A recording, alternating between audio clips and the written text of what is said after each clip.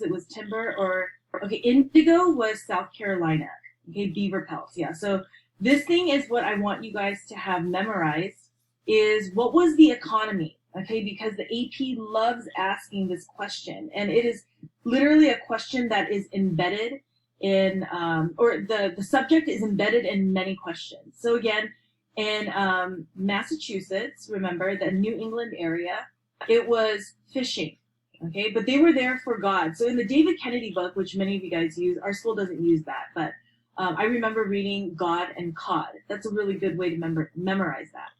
And then also there is going to be the pelts, and there's going to be timber, there's going to be shipbuilding, and then shipbuilding is going to turn it into commerce. Okay, and then of course they have small farms, and they have small little farms that they could do, like trading on a small scale. Though it's not going to be on a commercial scale like what you see in the South. And then in Virginia, that is, what we consider the South, but at this time it's called the plantation colonies. And in Virginia, it's mainly tobacco. Okay, so when you say like tobacco was the crazy crop or the crazy thing, that is very true. Okay, and again, if you use the David Kennedy book, which I'm pretty sure that you do, most of the students that I teach all say that they use the David Kennedy book. He talks about how in Virginia, people were using, or people were so obsessed with tobacco, and it was such a profitable crop that they were planting it in between grave sites. Okay, so that's pretty crazy, right? That in between a grave site, you're going to plant this. And now let's move on to the second portion about how this is going to affect politics. Okay, so I'm looking at some of the responses that you guys have written. And thank you so much for the responses. And again, if you want to unmute, feel free to unmute, or else I'm literally doing all the talking, which again I don't mind if I have to do. So it says in Massachusetts, you were able to vote as long as you had church membership instead of owning land. Yes, that is very true. Whoever wrote that, good for you. I'm glad you remembered that.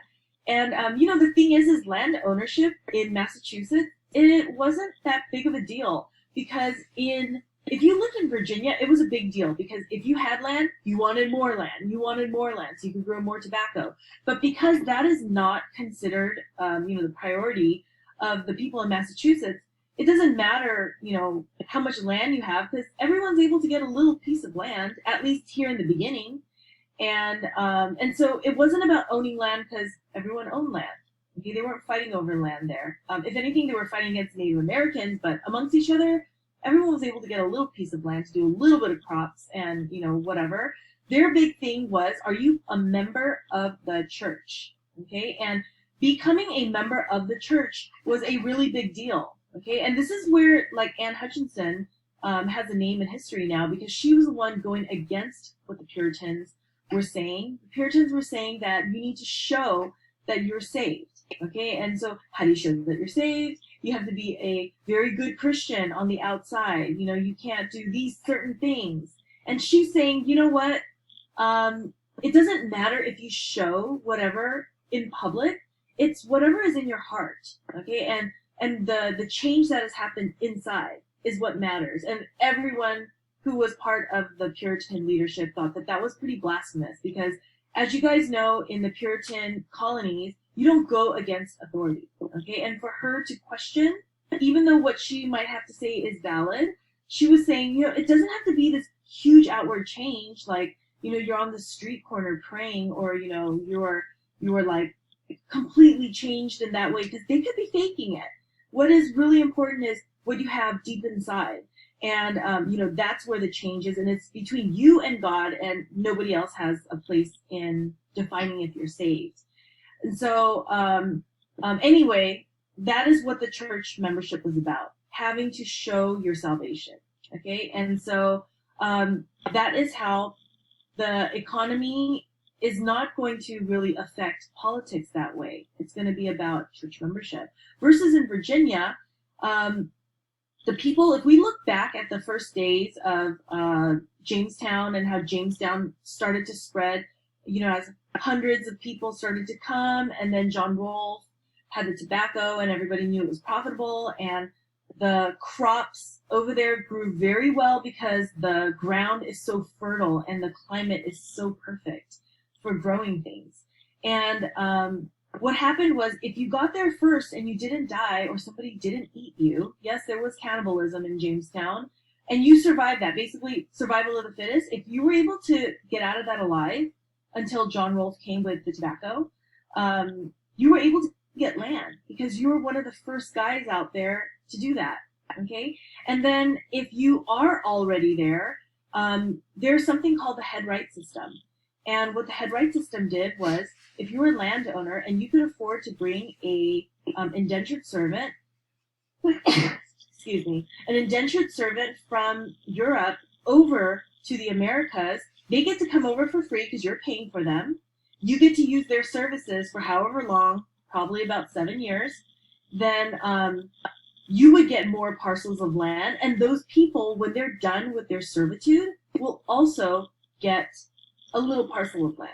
Okay, and in the beginning, they actually did get a parcel of land, those indentured servants. But we see, as we know about Bacon's Rebellion, that not all of them are going to get parcels of land, and they're going to be very, very angry about that. So anyways, you see how those landowners start to get more land from the head right system, more land, and with their money, they're able to dominate the area. Okay, and these groups of white men in Virginia decided, hey, you know what? We should be the ones with political power because we are the ones with land. They created a group called the House of Burgesses, and that was going to be like an extension of like England's parliament here in the colonies. And the rule there was you could only vote if you had land. So look at who has land, though, here in Virginia. It's very, very different from those who have land in Massachusetts. Those who have land in Virginia are the ones who are extremely rich. And I know that this is not in the time period, but I just want to say this, that if you are to, forward into history about 200 years or 250 years, you're going to see who are the richest people in the South during this time, 250 years later, are the planter elite. And in the southern states, they're no longer colonies at this time, but the southern states, right before the Civil War, antebellum years, ante means before, bellum means war, so Civil War years, you're going to find that only those who had tons and tons of land and those planter elites are the ones ruling the South. They're the ones that make all the rules, okay? And the thing is, the majority of the people living in the South later on are like poor farmers. Most people, contrary to popular belief, did not have slaves in the South. So many people mistakenly believe that if you lived in the South, you were white, you had slaves. No, that is completely wrong, okay? There were only about a little over 1,200 families that actually had big plantations with over 100 slaves on them. And the rest of everybody, if they had a slave, they had maybe one or two. And then the majority of them did not have any. And they were one day hoping that they would be able to have slaves. Okay, so thank you guys for answering that question.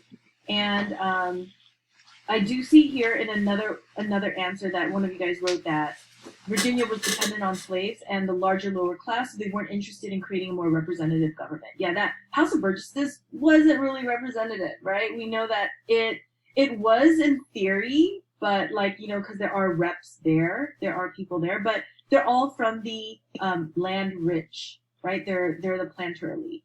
So we are going to move on to our next question now. Okay, so I want you guys to see in this time period, period 1 to 3, 1 and 2, these are the questions that they deem as important, and we're going to see that these are the same things over and over again, okay? Let's go with this one. Geography was a primary factor in shaping the development of the British colonies in North America. That is a statement, okay? That geography was the primary factor in shaping the development of the British colonies in North America. So think about the development of the British colonies in North America. Up in the north, we have New England. And we already talked about what New England does there. Okay, we talked about the fishing, the pelts, the wood that they have, the timber, and how they're going to use that for shipbuilding. And once they get into shipbuilding, that's going to go into commerce and how they have small farms there. This should be sticking in your head by now. okay? Because this is called trending questions for a reason. And so in the South, we talked about how in Virginia specifically, there's plantations, huge commercial ones of tobacco. And then one of you guys mentioned earlier indigo and rice in your hair deck slide. That is correct. That's going to be more like in the Carolinas, okay? So this is the statement. Geography was the primary factor in shaping and developing this in the colonies. Now, your job is to assess the validity. The AP loves asking this question and then saying, assess the validity.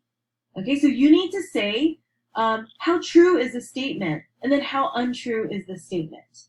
Okay, and what I want you guys to know is that on the AP, the readers and the College Board know that there's never an answer that's going to be completely 100%, like, yes, that is 100% true. Okay, and then there's going to be no statement that's like 0%. This is completely false. Those are like polar opposite answers, right?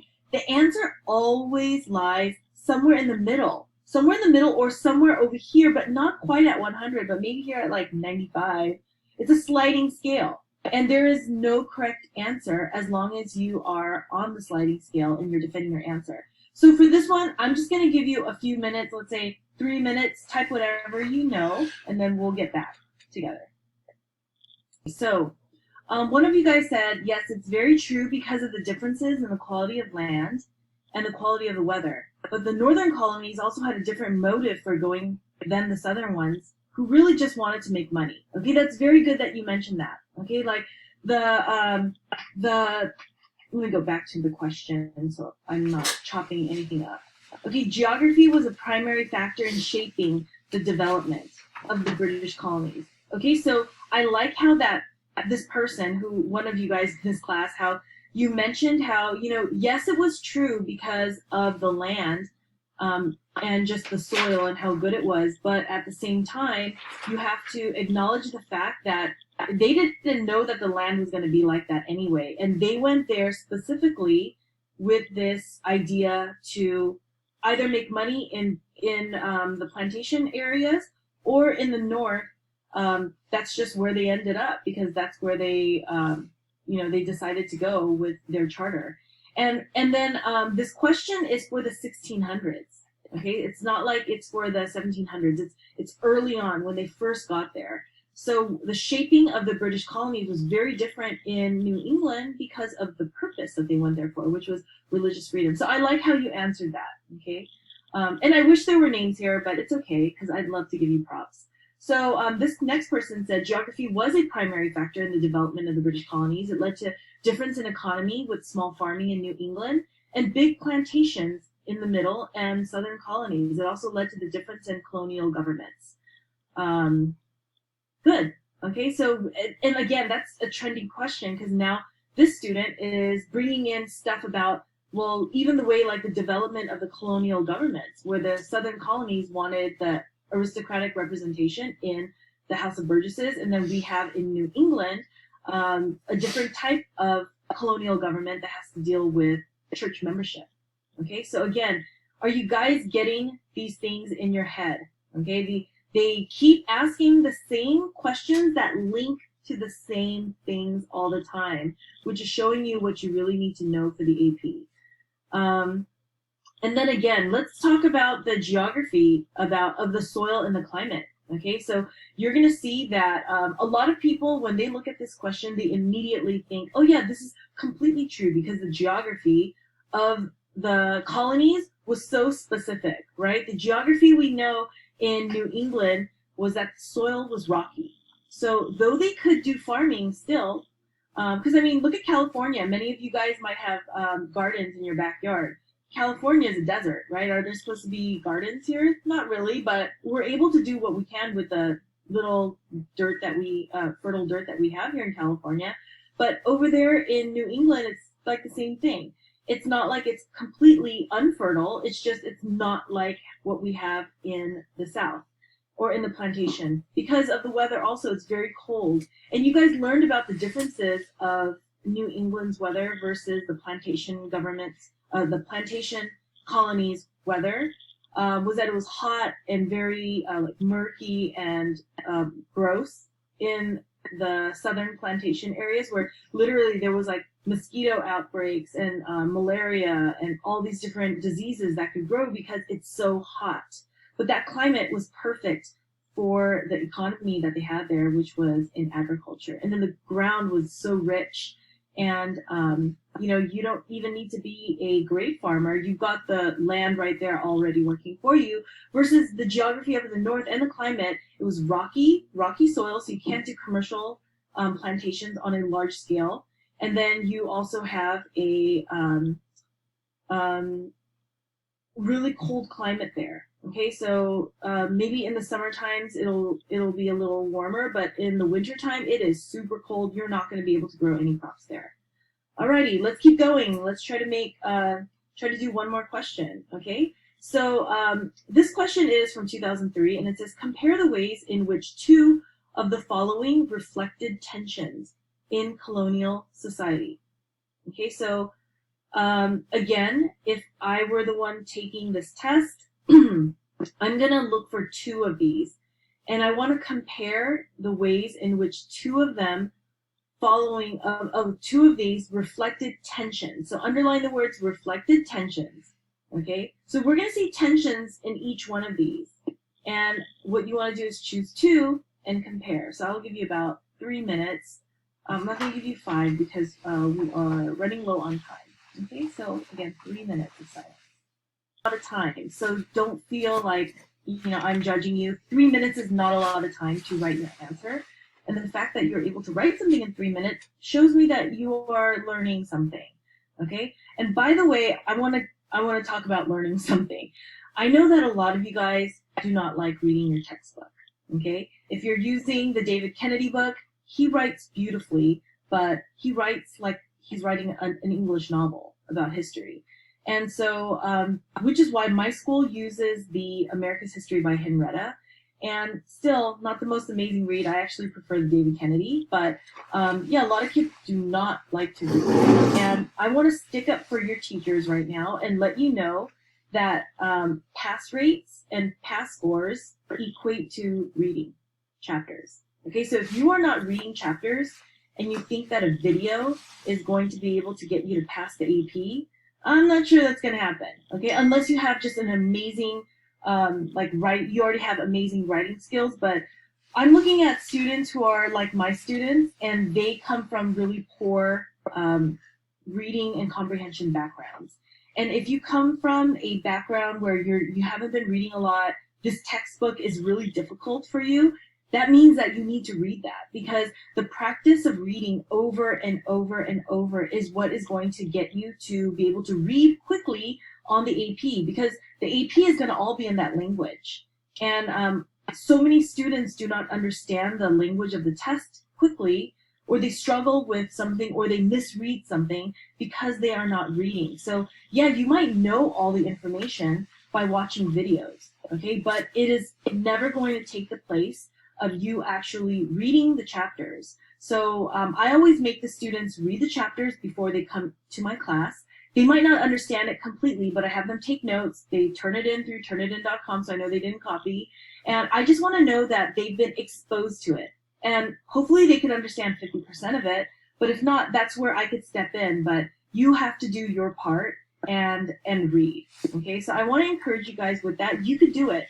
I have students who could not understand the David Kennedy book, and then they read, and once we got to page 1000, I remember telling them, hey guys, congrats on getting to page 1000 in this textbook. We have about 130 more and we're done.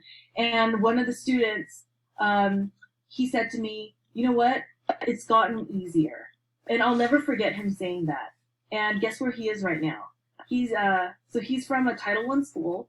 He got to UCLA, and now he's at NYU Law School. Okay, and I just think, I remember the days when he thought reading the David Kennedy book was difficult, and now look where he is. So I just want to say that to encourage you guys, okay? So anyway, Bacon's Rebellion reflected the tension between the Native Americans and the colonists, yes. And also the colonists, specifically the indentured servants, against the governor, Lord Berkeley.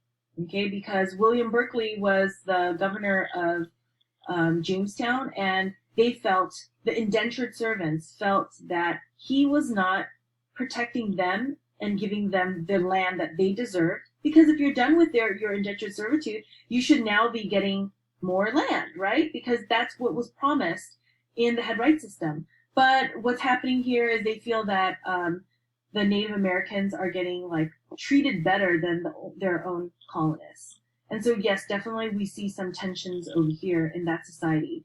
And then in that same paragraph, one of you guys wrote about the Salem witch trials. And those tensions are actually going to be caused because of class tensions. When you look at the Salem witch trials, which happened in Massachusetts, Salem, Massachusetts, the group of people who were accusing the other group of being witches were the lower class women. And the ones who were being accused of being witches happened to be from the upper class. And you all know that the reason why the Salem witch trials was completely shut down was because the mayor of that area, his wife was then accused. And he was like, this is a bunch of BS, we're going to shut it down. Okay?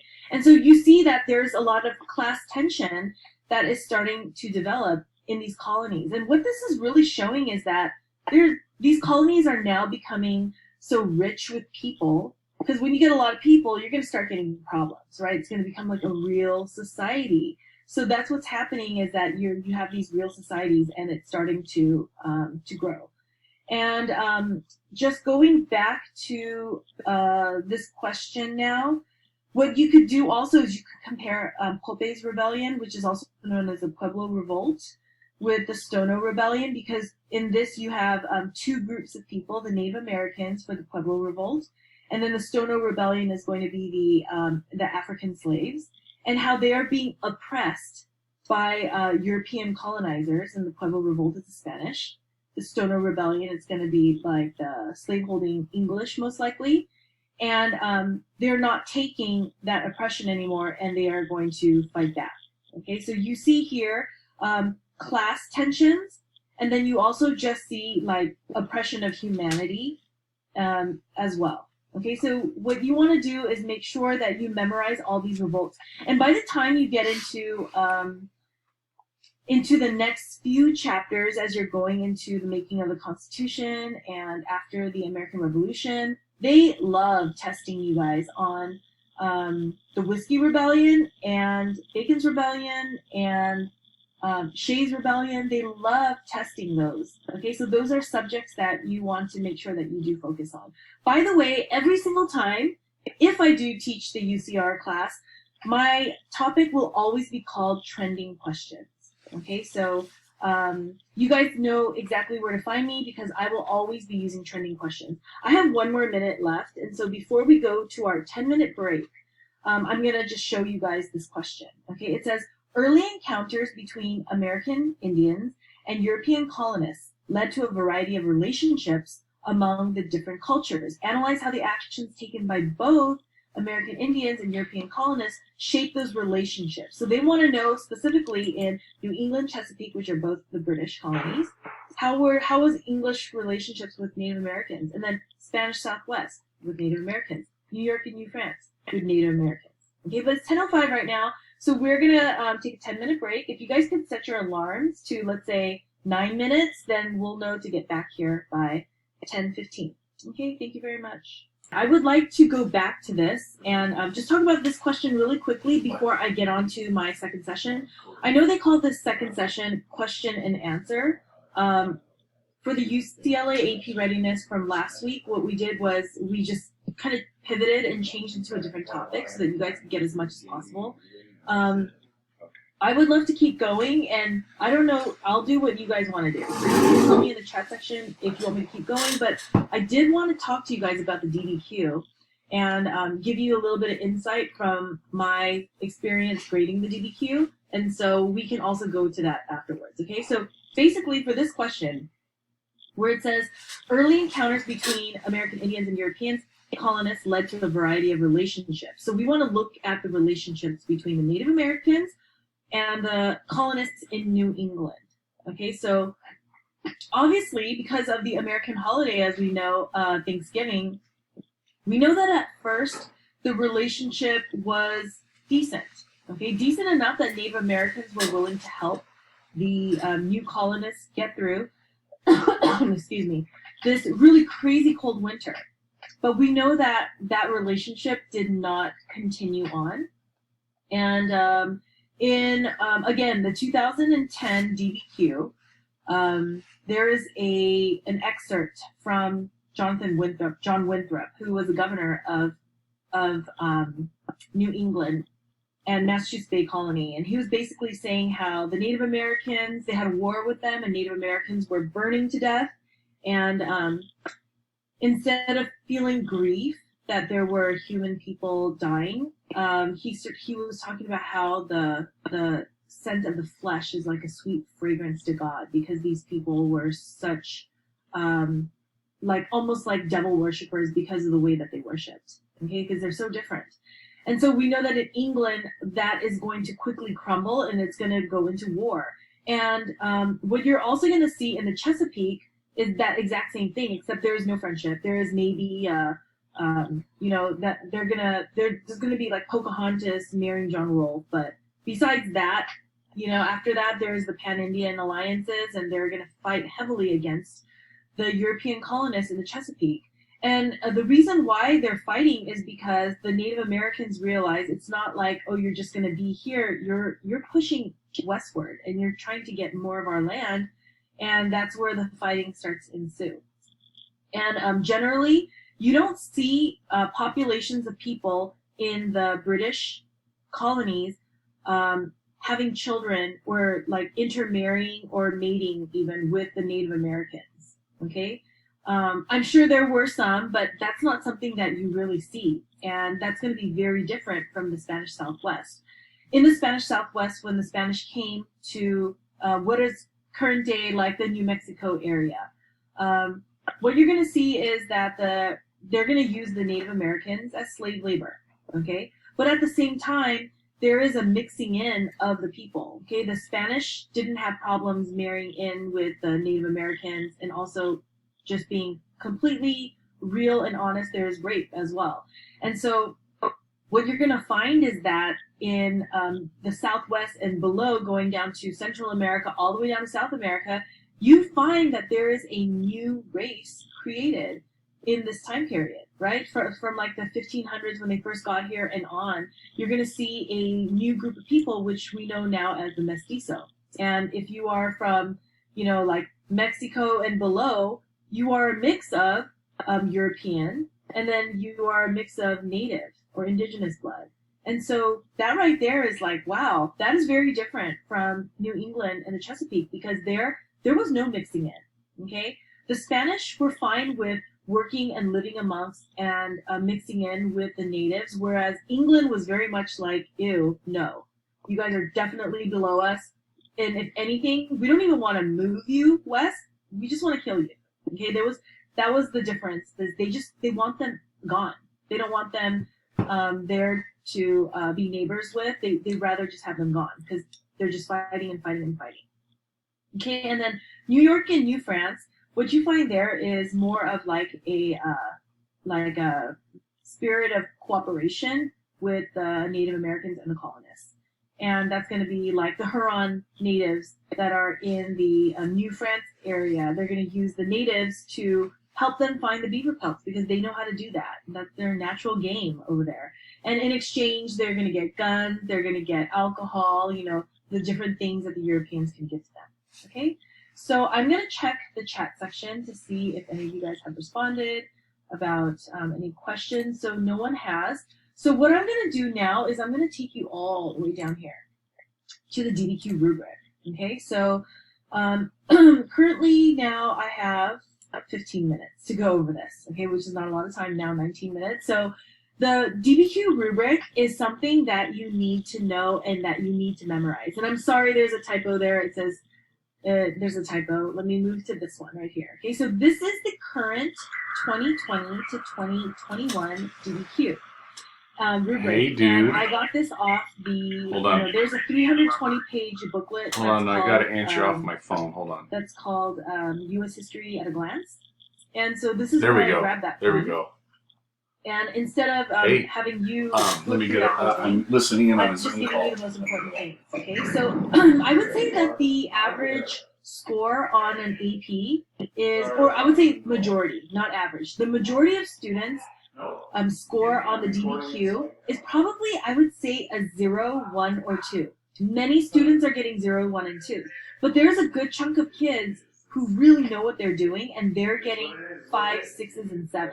There are not tons of kids, but there's a lot, okay? But I would say the vast majority of students in our nation are getting 0s, 1s, and 2s. And I noticed that there's nothing really in the middle. There's not a lot of kids getting 4s, okay? And not that many getting 3s. You know, of course, there are going to be some, but the majority, the first major group of kids are getting 0, 1s, and 2s. The second group of kids are getting like 5, 6s, and 7s. And then the last group of kids are getting somewhere in the middle. Now, to me, what that shows me is that it doesn't mean that these kids are not learning anything in their classes. What I realize is they don't know the rubric. Okay, they don't know the rubric. And I gotta say, before I became an AP reader, you know, I don't know how much I focused on the rubric. I can't even remember. Okay, but all I know is that now that I have experienced going to the reading and reading for the College Board, the AP rubric is something I live by. It is literally what my students live and breathe every single day. Okay, is the DBQ rubric, and but we will get to the LEP rubric. It's a little bit easier, I think. And so, yeah, I just want to give you a little bit of tricks from the trade and what I've learned. Okay, so what you want to do is when you see a question, and you know you've seen several questions now that I've asked you that we've gone over. What you want to do for the first paragraph is you want to have an introductory paragraph. And you don't always have to write 5 paragraphs, but that's a pretty safe outline to use, 5 paragraphs, okay? Again, you could still get a score of 7 and do 4, but Okay. I'm just saying that this is a safe way to do it. You start off with the intro, then you have 3 body paragraphs, and then you end with the conclusion. And what you want to put in the intro is your context point. So notice right over here for B. A and B is going to comprise, this is what is going to make up your first paragraph. The first thing I want you to do is start off with contextualization. So what is contextualization? It's background information, okay? It's kind of like as if the question is like me using a DSLR camera that has a super long lens. And then what I want you to do now is, that's the actual question, or let's say the thesis. I want you to back it up and make the lens, you know, short again. And I want you to give me more background information about the subject that we're talking about, okay? So the subject that we're talking about is going to be like the Puritans' ideas and values and how that affects their society and their politics and their economy. What is the subject? It's about the Puritan, okay? So can you think of 3 to 5 sentences? And the reason why I say 5 is because for my students, when I say 3, students don't all write distinct sentences, okay? They'll say things like, and this is a completely different example, like, I love dogs, I love dogs, I love dogs. And they don't realize they just said I love dogs in 3 different ways, okay? But you need to say something different about, if the subject is dogs, you need to say something different. That means distinct, okay? So, and if you're a teacher in this classroom, please teach that to your students, that when you're doing contextualization, what the reader is expecting is like a paragraph. They're expecting a paragraph contextualizing the subject. And what that means is, I would say, to be safe, go with 5 separate sentences about Puritans. If that's the subject, write 5 separate things. So I could say, I'm going to try to come up with 5 separate things right now, okay? So I'm going to talk about how the first people to come over were the Pilgrims, and they were very hardcore, and they wanted to get away from the Church of England. And they created their first settlement at Plymouth. And when they came here, they created the Mayflower Compact. That's my second distinct thing. And they're going to become a pretty democratic place, but it's going to be based on, you know, like church whatever, church membership. And then I'm going to talk about how the Puritans came over and some context about why they came over. They thought that they would be able to handle the Church of England, but they realized that they really don't like the way that the king is running things. So they moved over, and this is going to create something called the Great Migration. That's my fourth point. Okay, now I'm moving into something separately different. And the Great Migration, we have thousands and thousands of people coming out of England, and they're going to various places. Some of them are not just coming to the colonies. Some of them are going to do mission work. Some of them went straight to Hawaii. Okay, and then they basically started colonizing the business and economy of Hawaii, and which is why if you go to Hawaii today, there's a lot of English-looking buildings. Okay, so anyway, that's beside the point. So I have 4 points right here, and then I could talk about some of their general values and how they didn't like it when you question leadership. That's 5 things. Okay, and as I'm getting into this, then I could start to go, make that lens very specific, and then I go in and I end that first paragraph with my thesis. And my thesis is going to answer the question that is asked in no more than 2 sentences. Okay? So right here, everybody, we have 2 points. If you could do that, if you could do your context and make sure that you say 3 to 5 distinct things, but actually, let's make it harder. Let's say 4 to 5 distinct things. And, as I say those 4 to 5 distinct things, I'm basically writing a little mini paragraph, okay? And one thing that's also acceptable that I have seen multiple times in the years that I've been a reader is that some people start with a context paragraph. And then in a separate sentence, they skip a line and then they do their thesis. I thought that was weird at first, but I'm starting to see that more often, so it's acceptable, okay? I kind of just clump them together as if they were one paragraph. Okay, now, if you don't get this thesis the first time, it's okay. All right, so all of the readers, we have a little tick sheet, and it says literally thesis, contextualization, and then it'll scroll over to the right-hand side. It'll say 0/1.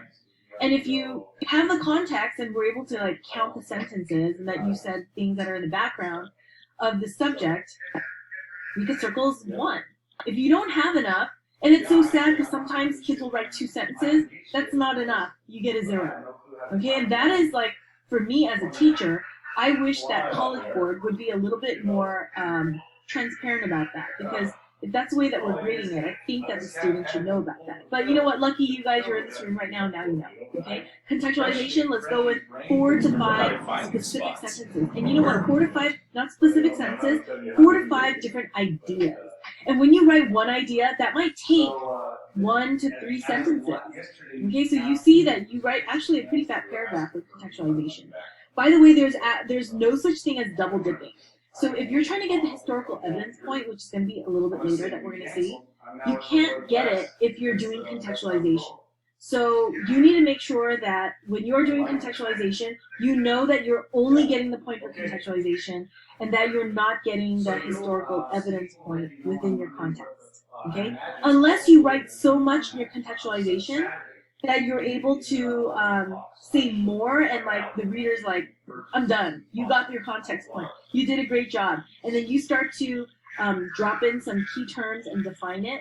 Then right there, you can also get the historical evidence point. That means in one paragraph, your opening paragraph, let's just say that you hit all these points, you're able to get 1 for thesis, or 1 for context, 1 for thesis, and then 1 for historical evidence. Now you have 3 points, and you haven't even exited the first paragraph. Okay, so you all need to know that grading the DBQ, there's no negative pointage. If you say something incorrect, it doesn't hurt you. We're not going to give you any points for that. And if you think that that's part of your context, well, then I can't give you a context point for that. But you're not going to get marked down. Also, if you're not the best writer, don't worry about it. You don't need to be like an English major in order to do well on this test. You have to be able to do the historical thinking skill. And contextualization is one of the historical thinking skills, okay? And being able to make a claim and being able to argue a point is historical thinking skill. All right, we're going to move on to the next one. So again, already, after the first paragraph, we're out by 3. We're out with 3 points. This is already more than the nation is doing, right? So the majority of the students are getting 0, 1s, and 2s. By the way, when I say 0, it doesn't mean that a kid is handing in nothing. Literally, some kids are writing 4 pages, and then they get a 0. That right there breaks my heart. It just shows me this kid is showing me that they know history, but the kid is showing me that he or she does not know the rubric. Okay, and that means that the teacher was not going over the rubric. So there's a lot of teachers in our country who don't realize that. So if you are a teacher in this room, please make sure that you go over the rubric. I go over the rubric so much that I do quizzes on the rubric. So I'll give my students like a quarter sheet of paper. And this is when we were meeting in person. And I would tell them, see you later. You got 30 seconds. I want you to write down the rubric there and then hand it in. Okay, so all the kids are writing really quickly. That's how much I want them to know the rubric. And that's how much I want you to know the rubric as well. Okay, so next. I told you guys that your thesis always is in the last sentence of the first paragraph, but if you mess up there, because we understand that some kids are just like, your brains are scattered when you're on the timer, and by the end of your essay, you write a conclusion. That first sentence of your conclusion is a repetition of your thesis. If you write it there correctly, maybe you didn't get the point for the one that was at the beginning of the paper, the one at the end could save you. And if you didn't get you got a 0 at the beginning, you could still get a 1 at the end. Okay, and that is why the conclusion is so important. So all of you guys need to use like a timer, or you need to wear a little watch on the day of, if we are taking this in person. Okay, because you have to keep track of time and know, at the end, about 2 minutes later, you want to have a conclusion, because you have a chance of writing another thesis there. And by the time you've written this essay, maybe some of you guys are like, you know what?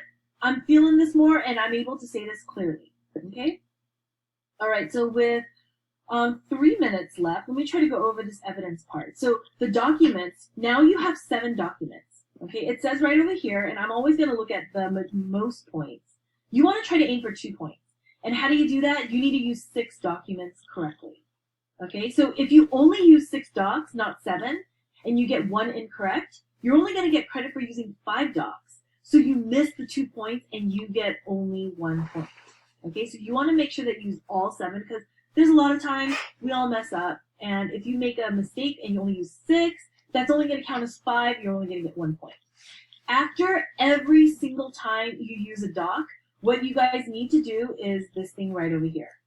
Okay, you need to go in and you need to analyze 3 of them. What that means is they use the word sourcing. Okay, that's where you do this right here. You show the, and I like to use the word HIP with my students, the acronym. H stands for historical context. I stands for intended audience. P stands for point of view. And the other P stands for purpose. Okay, so if you do this for 3 docs, but I say do it for all 6. I tell my students that because, again, if you only choose 3 to do, so many students, when they're in a hurry, they're analyzing things incorrectly. So just every single time you use a doc, source it afterwards, okay? And if you do that, you will get a point right over here. And if you use 6 to 7 docs correctly, you will get 2 points here. That means so far, we've got the thesis, the context point, we got 2 points for evidence, and we got 1 point for sourcing. We're already at 5. And then the last point is going to be this evidence beyond the doc. These are those key terms your teachers are having you, take notes on. If you could give outside evidence that is not a part of the docs, then you will get this extra point. And notice I said this was the end. Technically, there's this last point here, but I don't even want to mess with this right now with you guys. I want you to try to get a score of 6 out of 7 on your DBQ, because that score is fantastic, okay? So anyway, my time is up right now. What I do need to give to you guys is this quick evaluation